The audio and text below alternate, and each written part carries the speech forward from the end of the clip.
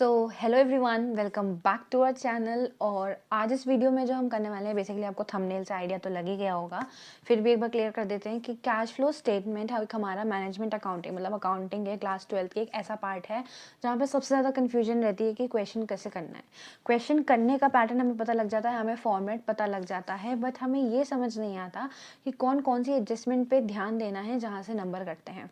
और एक बार अगर वो अकाउंट क्लियर हो गया, वो टिप्स याद हो गई कि हमें ये चीज़ यहीं आएगी, ये चीज़ वहीं जाएगी, क्यों जाएगी, एक बार सेट हो गया वो अमाउंट कि अमाउंट कैसे निकला, तो आपको कोई दिक्कत नहीं आएगी। तो उस चीज़ को क्लियर करने के लिए हम छोटे छोटे 10-10 मिनट्स के 15 मिनट्स के पार्ट बनाएंगे, जिन पॉइंट्स पे आपको ध्यान देना है, जिन एडिशनल इन्फॉर्मेशन को आपको ध्यान देना है, जहाँ से आपका पक्का कैश फ्लो का स्टेटमेंट फुल सही होने के चांसेस हैं।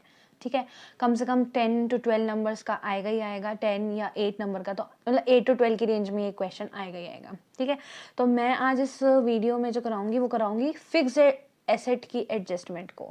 फिक्स्ड एसेट की एडजस्टमेंट इसलिए ज़रूरी है क्योंकि इसमें 2-3 तरीके से क्वेश्चन आता है और हमें ये समझ नहीं आता कि कौन से टाइप में, कौन से तरीके में हमें अकाउंट बनाना है, वर्किंग नोट बनाना है और कब वर्किंग नोट नहीं बनाना है। ठीक है, so without wasting any time let's start the video.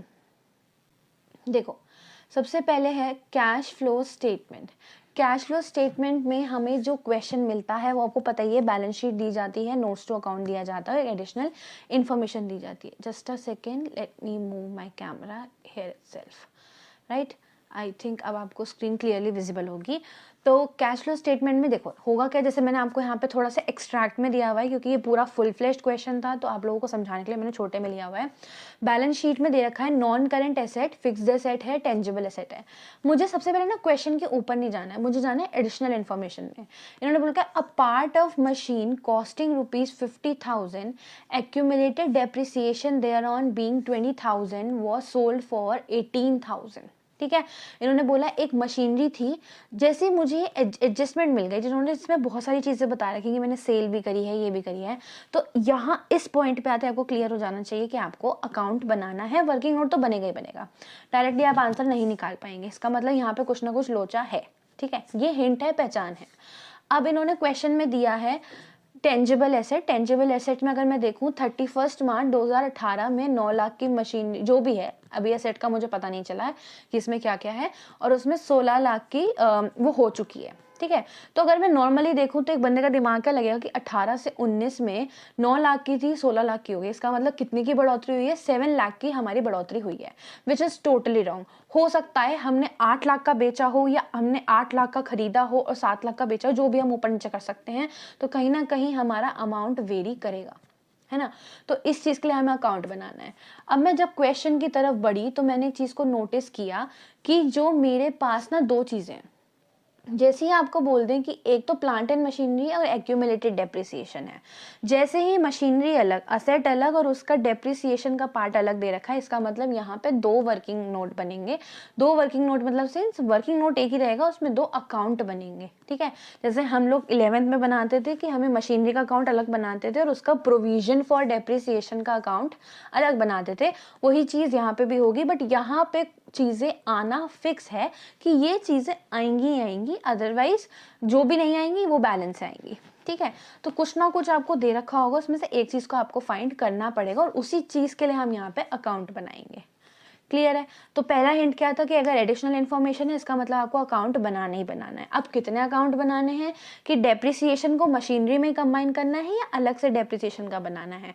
तो जैसे ही क्वेश्चन में आपको मिल जाए एक्यूमुलेटेड डेप्रिसिएशन या प्रोविजन फॉर डेप्रिसिएशन, तो आपके यहाँ पे दो अकाउंट बनने ही बनने हैं। ठीक है, एक वो असेट का अकाउंट और एक डेप्रिसिएशन का अकाउंट या प्रोविजन फॉर डेप्रिसिएशन आप उसे बोल सकते हो। ठीक है, एक चीज़ और ध्यान रखना, मैं बोलते जा रही हूँ इसलिए वीडियो को स्किप मत करना बार बार, ये मत सोचना शॉर्टकट में कर लेंगे, नहीं हो पाएगा, क्योंकि कुछ पॉइंट्स हम बोलते बोलते याद रखते हैं। तो होगा क्या कि एक्यूमुलेटेड डेप्रिसिएशन या तो आपको टेंजिबल असेट्स में मतलब फिक्स्ड असेट्स में माइनस करके दिखाया गया होगा, या फिर चेक कर लेना कि शॉर्ट टर्म प्रोविजन जो कि हमारा करंट लायबिलिटी का पार्ट है, वहां पर हमें दे रखा होगा प्रोविजन फॉर डेप्रिसिएशन के नाम से। ठीक है, तो इसकी दो जगह पे प्लेसमेंट है, तो इन दोनों जगह पे जरूर चेक करना है। एक बार नोट्स टू अकाउंट में भी, बैलेंस शीट में भी कहीं ब्रैकेट में ना दे रखा हो, एक बार उस चीज को कंफर्म कर लेना, फिर चलना।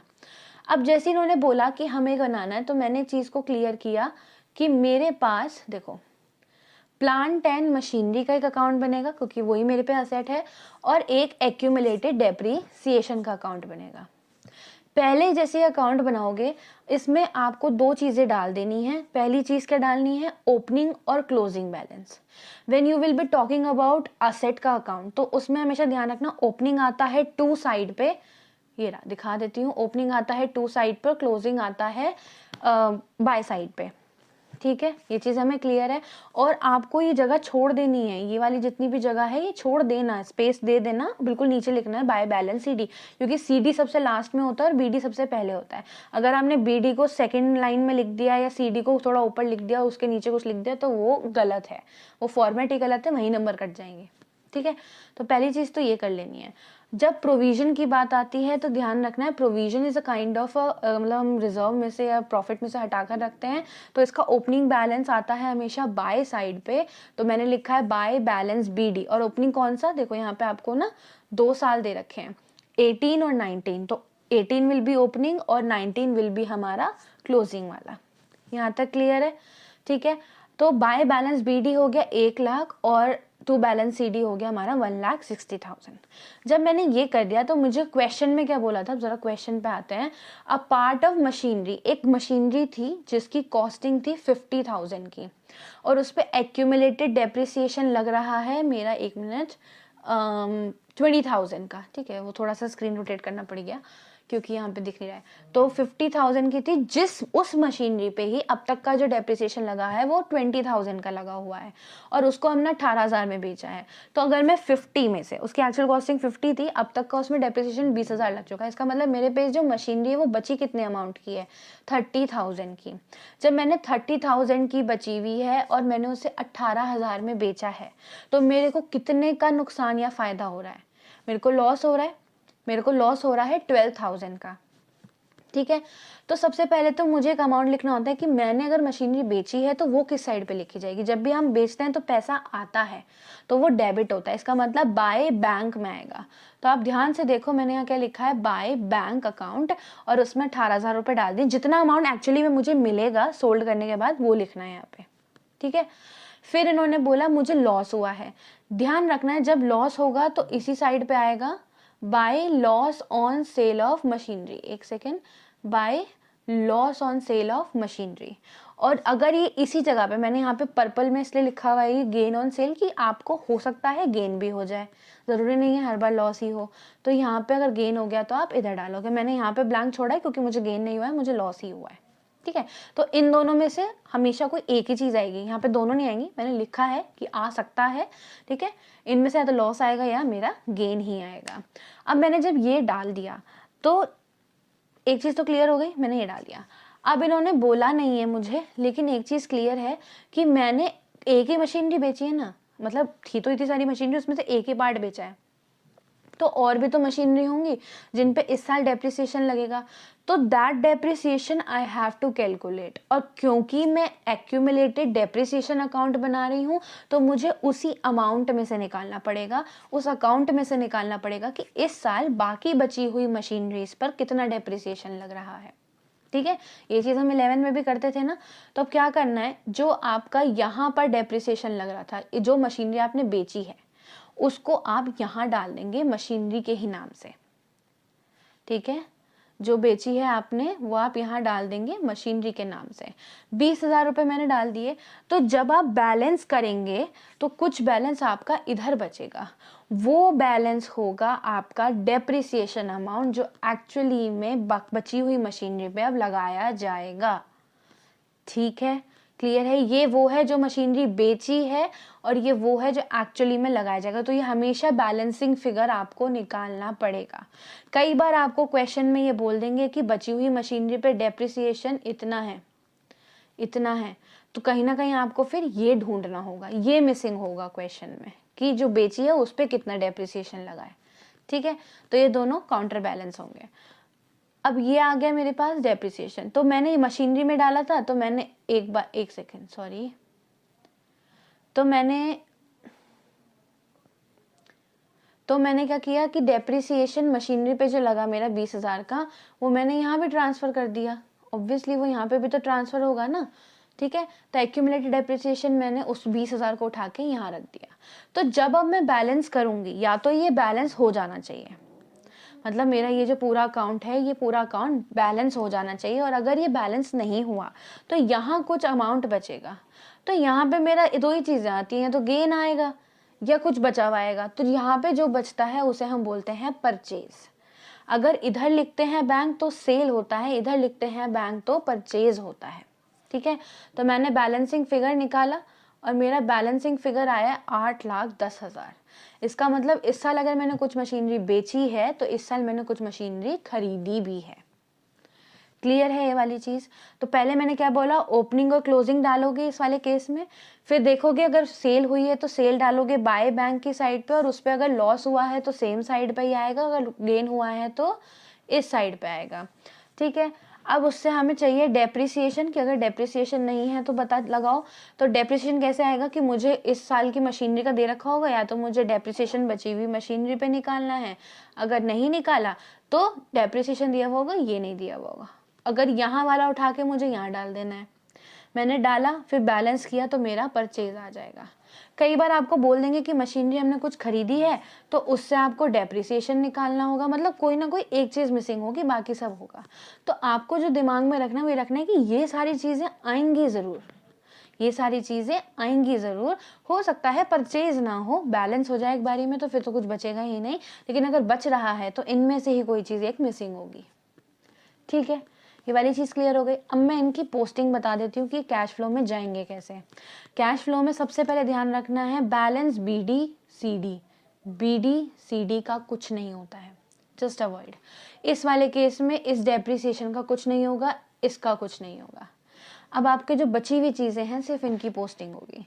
तो बैंक अकाउंट जो बाय की साइड पे है, बाय बैंक, ये वाला 18,000, इसका मतलब क्या है, हमने कुछ इन्वेस्टमेंट करी थी उसको बेचा है, तो ये कहाँ जाएगा, इन्वेस्टिंग एक्टिविटीज़ में प्लस होगा, इसलिए मैंने ब्रैकेट में लिखा है प्लस इन्वेस्टिंग एक्टिविटीज़। और अगर ये इधर ही टू बैंक हो जाए तो ये परचेज है, परचेज में हम पैसा देंगे, कैश आउट फ्लो होगा, तो ये हो गया माइनस इन्वेस्टिंग एक्टिविटीज़ में, ठीक है। फिर आते हैं हमारे यहाँ पे लॉस और गेन। लॉस और गेन ऐसी चीज़ है जिनमें हमें आता जाता पैसा नहीं दिख रहा है, बस हम इस चीज़ को बैलेंस करना है हमें प्रॉफिट में से, कि हमें नुकसान हुआ है, क्योंकि कैश में तो हमने कर ही दिया ना एडजस्ट, कि नुकसान हुआ है तो हमें इसे एडजस्ट करना है सरप्लस से। तो क्या करेंगे, ऑपरेटिंग एक्टिविटीज़ में अगर लॉस हुआ है, समझना उल्टा करना है, लॉस हुआ है तो ऐड करेंगे और गेन हुआ है तो लेस करेंगे। लॉस हुआ है तो ऐड करेंगे ऑपरेटिंग एक्टिविटीज़ में, और गेन हुआ है तो लेस कर देंगे। क्लियर है? फिर सेम चीज़ आएगी हमारी डेप्रिसिएशन के साथ। डेप्रिसिएशन का आपको कुछ नहीं करना है, ऑपरेटिंग में जाके ऐड बैक कर देना है, प्लस कर देना है। क्लियर है? ये आपका होता है एक टाइप का क्वेश्चन। अगर आप लोगों को समझ में नहीं आया है तो पॉज कर करके देख लेना, सब चीज़ें क्लियरली लिखी हुई हैं, बस अपना ऐसे ही एक नोट बनाना है कि मुझे एग्जाम में ये पढ़ के जाना है कि हाँ अगर इस टाइप का क्वेश्चन आया तो मुझे ये ट्रीटमेंट करना है, ठीक है। Now let's move to the next question. Next question somewhat similar है, ठीक है, सेम तरीके का है, बस यहाँ एक ट्विस्ट है। एक ट्विस्ट क्या है कि मुझे यहाँ पर एक्यूमुलेटेड डेप्रिसिएशन अलग से नहीं दिया हुआ है। डेप्रिसिएशन जब अलग से नहीं दिया तो फिर कैसे होगा, इसका मतलब मुझे एक्यूमुलेटेड डेप्रिसिएशन का अकाउंट जैसे मैंने यहाँ बनाया, ये तो बनाना ही नहीं है, ये तो मैं हटा देती हूँ पूरा ऐसे। तो मुझे सिर्फ क्या बनाना है, असेट का अकाउंट, और असेट में बना के ही वहीं कहीं ना कहीं डेप्रिसिएशन एडजस्ट हो जाएगा। अब देखो इसमें, देखो इन्होंने बोल रखा है ओपनिंग बैलेंस है 3 लाख रुपए, क्लोजिंग बैलेंस है मेरा 5 लाख रुपीज़, शायद मैंने मिस कर दिया है, तो आप यहाँ पे 5 लाख लिख लेना, ठीक है, मैंने शायद गलती से स्किप कर दिया, 5 लाख लिख लेना। तो यहाँ पे कह रहा, अब इन्होंने कह रहा एक मशीनरी थी जिसकी 1 लाख रुपए की कॉस्टिंग थी, उस पर अब तक का 70,000 का डेप्रिसिएशन लग चुका है और उसे हमने 20% प्रॉफिट पे बेचा है। तो 1 लाख में से अगर 70 हटा दूँ तो अभी कॉस्टिंग कितनी रह गई, 30,000 रुपीज़। उस 30,000 को मैंने 20% के प्रॉफिट पे बेचा है, तो 30,000 का 20% विल बी 6,000, ठीक है। 6,000 प्लस, इसका मतलब 30,000 वो थी प्लस 6,000, मुझे 36,000 रुपये मिले हैं। तो मेरी सेल कितने की हो गई, 30 6000 की, और क्योंकि मुझे प्रॉफिट हुआ है तो मैं प्रॉफिट किधर लिखूंगी, जो मैंने अभी ऊपर बताया, to gain on sale of machinery. ठीक है, क्लियर है। अब डेप्रिसिएशन निकालना है। इन्होंने मुझे बताया कि उस पे तो डेप्रिसिएशन 70 लगा ही लगा था, लेकिन depreciation charge during the year, पूरे साल जो लगा है डेप्रिसिएशन, इसका मतलब बची हुई मशीनरी पे जो डेप्रिसिएशन लगा हुआ है वो 70,000 का लगा हुआ है। तो मैंने 70,000 लगा दिया यहाँ पे। इसका मतलब जो हम ऊपर वाले केस में एक्यूमुलेटेड डेप्रिसिएशन अकाउंट बनाकर निकाल रहे थे डेप्रिसिएशन, यहाँ पे वो हमें दिया हुआ है, यहाँ पे वो दिया हुआ है, आपको जस्ट लिख देना है। और नहीं दिया होता तो आपको ये परचेज बताया होता तो उससे बैलेंस करके आपको निकाल देना होता, मतलब कुछ ना कुछ एक चीज दी होती तो आपको सीधा सीधा मिल जाता। ठीक है, अब जब इन्होंने डेप्रिसिएशन दिया हुआ था तो मैंने बैलेंस किया तो मेरा भाई मैच नहीं हुआ, तो जो बैलेंस बचा वो मेरा इधर आ गया। और जब इधर कुछ बैलेंस बचेगा, क्योंकि ऑलरेडी गेन था ही, तो मेरा क्या आ गया, टू बैंक। इसका मतलब इस साल में कुछ मशीनरी परचेज भी की गई है। क्लियर है ये वाला? ठीक है, इसका स्क्रीनशॉट ले लेना ढंग से और उसको प्रैक्टिस करते रहना, 2-3 multiple question you will go through this. तो इन्वेस्टिंग और ऑपरेटिंग के ये एसेट वाले में तो कोई गलती नहीं होगी। ठीक है, और यही सबसे ज़्यादा इसमें घुमाते हैं क्वेश्चन, बाकी और भी हैं, जैसे आपका propose dividend, provision for tax, जो हम नेक्स्ट वीडियोस में करेंगे, वहाँ पर आपको वो तो बहुत क्लियरली हो जाएगा कि कहाँ पे आपको अकाउंट बनाना है। दिक्कत आती है इसमें कि इसमें कौन से वाले में 2 अकाउंट बनेंगे, कौन से में 1 बनेगा और कौन से में बनेगा ही नहीं, है ना। ठीक है, अब चलते हैं नेक्स्ट पार्ट पे। एक क्वेश्चन आपको, हाँ ये सबसे सिंपल केस, कि अगर कोई एडजस्टमेंट ही नहीं दी उससे रिलेटेड, तो भैया सिंपल है, जो ओपनिंग था क्लोजिंग था वो देखना है। अगर ओपनिंग से क्लोजिंग में बढ़ रहा है तो इसका मतलब 6 लाख था वो 9 लाख हो गया, इसका मतलब हमने कुछ खरीदा है, और खरीदा है तो परचेज हुई है, तो इन्वेस्टिंग में माइनस कर दोगे। लेकिन अगर डिक्रीज हुआ है, इसका मतलब हमने मशीनरी या कुछ भी चीज बेची है, तो बेची है तो पैसा आया होगा, तो इन्वेस्टिंग में प्लस हो जाएगा, फिर इसका और कहीं कुछ जाने का नहीं है। ठीक है, और डेप्रिसिएशन होगा तो उसकी एडजस्टमेंट आपको अलग से लिख के दे देंगे कि बाकी बची हुई मशीनरी पे इतने साल का डेप्रिसिएशन हमने लगाया, डेप्रिसिएशन का वापस से ऐड बैक कर दोगे। ठीक है, एक ये टाइप की चीज हो गई, ये सिंपल क्वेश्चन था। फिर है, एक सेकेंड, नेक्स्ट क्वेश्चन जो मैंने ये चीज समझाने के लिए ली है। कई बार क्या होता है ना, आपको ये समझ नहीं आता कि हमें प्रॉफिट निकालना किस पे। जैसे इस क्वेश्चन में दे रखा है कि 2018 में जो मशीनरी थी वो 2 लाख की थी और 2019 में जो थी वो 1 लाख की थी। ठीक है, हो सकता है थोड़ा सा लेक्चर एक्सटेंड हो जाए क्योंकि आपको समझाना भी है, बट क्लियर हो जाएगा आपको, तो आप स्पीड में भी देखोगे तो आपको क्लियर हो जाएगा। ठीक है, तो 2 लाख से 1 लाख हुई है, इसका मतलब घट गई। अब घटी तो है, जब घटा है तो इसका मतलब हमने बेचा भी है, अभी हम अंदाजा लगा सकते हैं बेचा है। अब इसने बोला एडिशनल इन्फॉर्मेशन है कि मशीनरी को हमने सेल किया है 20% प्रॉफिट या लॉस पे, कुछ भी हो सकता है, प्रॉफिट हो या लॉस हो। इसका मतलब हमने क्या बेचा, हमने कितनी कॉस्टिंग वाली मशीनरी बेची। जब हमें ऐसे में कुछ नहीं बताया तो हमें फिर क्या करना है, सीधे दिमाग लगाना है कि 2 लाख से जब 1 लाख हुआ, इसका मतलब 1 लाख की मशीनरी को 20% के प्रॉफिट पे बेचा गया है। ठीक है, 1 लाख की मशीनरी को 20%, जो डिफरेंस होगा वो ही इसका मतलब बेचा गया है या खरीदा गया है।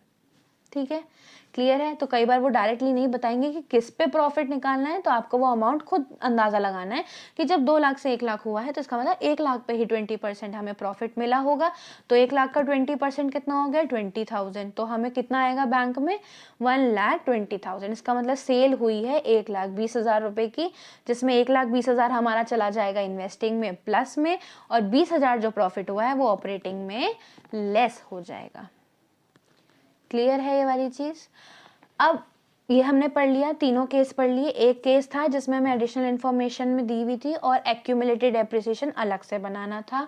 दूसरा केस था जिसमें एक्यूमुलेटेड डेप्रिसिएशन अलग से नहीं बनाना था, सीधा डेप्रिसिएशन को मशीनरी अकाउंट में डाल के और सॉल्व कर देना था। तीसरा था नॉर्मल, कोई एडजस्टमेंट ही नहीं है, आप अगर बढ़ेगा तो इसका मतलब आपका परचेज है तो इन्वेस्टिंग में लेस होगा, और अगर घटेगा तो सेल है तो ऐड हो जाएगा इन्वेस्टिंग में। अब एक क्वेश्चन हमने जैसे ट्रिक के लिए लिया कि हमें कैसे अमाउंट निकालना है अगर हमें अमाउंट नहीं दिया हुआ है, तो अंदाजा मार के। ठीक है, अब लास्ट चीज आती है कि जो हम बोल रहे हैं ना ऑपरेटिंग में कहाँ जाएगा, इन्वेस्टिंग में कैसे आएगा, तो इसको लिखना कैसे है। देखो, कैश फ्लो का ना एक ये फॉर्मेट होता है, cash flow statement for the year ended 31 मार्च। कृपया करके एक रिक्वेस्ट है, फॉर्मेट कभी गलत नहीं बनाना है, ठीक है, कुछ ना है एटलीस्ट ये तो लिख ही देना। अब यहाँ पे कैश फ्लो स्टेटमेंट में हमने बेसिक में, जिन्होंने नहीं पढ़ा है प्लीज प्रीवियस वीडियो देखना, उसमें हमने फॉर्मेट डिस्कस किया था। कैश फ्लो स्टेटमेंट में 2 चीज़ आएंगी, 3 चीज़ें आती हैं, operating activities, investing activities, financing activities. तो जो आज हम टॉपिक पढ़ रहे हैं उसमें इन्वेस्टिंग का तो फाइनेंसिंग का तो कोई रोल ही नहीं है, इन्वेस्टिंग और ऑपरेटिंग का है। तो देखो सबसे पहले ऑपरेटिंग में आता है नेट प्रॉफिट बिफोर टैक्स, उसके बाद कुछ चीज़ें ऐड और लेस होती है जिन्हें हम बोलते हैं नॉन कैश या नॉन ऑपरेटिंग ट्रांजैक्शंस, ठीक है। तो इसका मतलब यहाँ पे वो सारी होंगी ये जो operating profit before working capital changes से पहले की जो चीज़ें हैं, ठीक है। क्योंकि होगा क्या, हम यहाँ पे भी कुछ ऐड लेस करेंगे, लेकिन जो हम इस वाले में क्वेश्चन में कर रहे हैं ना, वो ऐड लेस हमेशा इसके ऊपर वाले में होगा, ठीक है। अब क्या करना है, जैसे ही डेप्रिसिएशन है उसको ऐड कर देना है, लॉस है तो ऐड होगा, गेन है तो लेस हो जाएगा। और नीचे आते हैं, अगर हमने सेल करी है तो सेल का जो बाय बैंक में पार्ट था वो क्या था, proceed from sale of fixed asset, हम यहाँ लिख देंगे। और परचेज है तो इन्वेस्टिंग में लेस कर देंगे। क्लियर है इसका ट्रीटमेंट, ठीक है। सो आई होप आप लोगों को ये वीडियो पसंद आई होगी और आप लोगों के लिए हेल्पफुल रही होगी। This is the only point जहाँ पे सबसे ज़्यादा कैश फ्लो में कन्फ्यूजन होता है, जिसका अकाउंट गलत बनाते हैं और जिसकी वजह से मैच नहीं होता है, ठीक है। बाकी पोस्टिंग आप बड़ा गढ़ा के कर देते हो कुछ भी, लेकिन ये वाले नहीं कर पाएंगे। तो इसको ढंग से प्रैक्टिस करना, पॉज करके देखना है, स्क्रीनशॉट ले लेना, जैसे भी करना है। और आपकी फ़ीस हमारे लिए सिर्फ एक ही है, आप सब्सक्राइब करो, लाइक करो और जितने भी 12th के बच्चे हैं उनको शेयर करो, ताकि उनको इस चैप्टर में दिक्कत ना आए। कम से कम अपना जो 20 नंबर वाला पोर्शन है उसमें तो आप अपने 12 नंबर या 10 नंबर को पक्का कर सकते हैं, क्योंकि ये चैप्टर सबको बहुत हार्ड लगता है, ठीक है। तो हम नेक्स्ट वीडियो में मिलेंगे जिसमें हम डिस्कस करेंगे प्रपोज डिविडेंड के बारे में और इंटरिम डिविडेंड के बारे में, कि इनका कैसे ट्रीटमेंट करना है कैश फ्लो में। छोटी छोटी वीडियोस रहेंगी, आपके लिए हेल्पफुल रहेंगी। तो टिल देन स्टे ट्यून और इस वीडियो को रिवाइज करना, इस पे क्वेश्चंस करना। Still if you have any doubt then there is a Gmail that we have pinned in the comment section. आप वहाँ पे अपने डाउट्स को छोड़ सकते हैं, कमेंट सेक्शन में भी डाल सकते हैं, या हमको डायरेक्टली कांटेक्ट कर सकते हैं, तो आपको सारे डाउट्स को क्लियर हम कर देंगे। So stay tune, thank you so much for watching.